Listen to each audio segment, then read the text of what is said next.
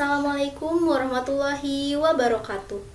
Sampurasun, wilujeng patepang deui sareng sim kuring sela anu bade ngadugikeun warta anu jejerna nyaeta Timnas Indonesia siap tarung di Piala AFF 2026.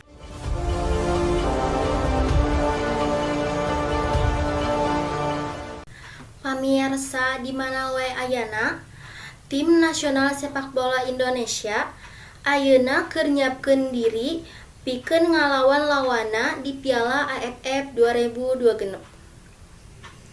Pertandingan ieu bakal dilangsungkeun di Stadion Gelora Bung Karno, Jakarta dina tanggal 30 Januari 2026. Timnas anu dipimpin ku pelatih anyar Bapak Indra Jafri dipiharep bisa ngahontel prestasi anu leuwih hade dibandingkeun tahun-tahun samemehna. Dina persiapan ieu, para pamain geus ngalaksanakeun latihan intensif sapopoe di lapangan latihan. Pelatih Indra Jafri nyebutkeun yen timna geus siap secara fisik jeung mental pikeun ngadukung pertandingan anu bakal datang.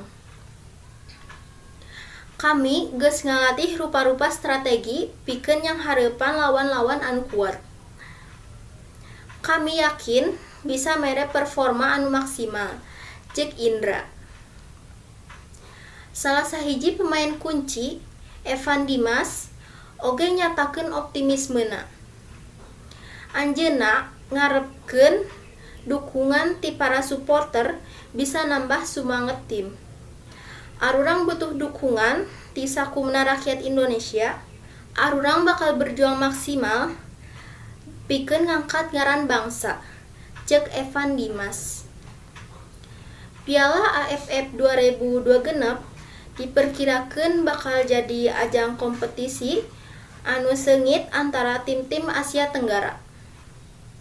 Timnas Indonesia nargetkeun juara dina turnamen ieu sanggeus samemehna ngan ukur menang posisi runner up.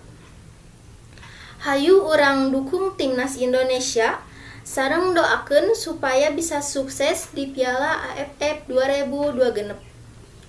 Wilujeng patepang deui dina waktos anu kapayun. Hatur nuhun. Wassalamualaikum warahmatullahi wabarakatuh.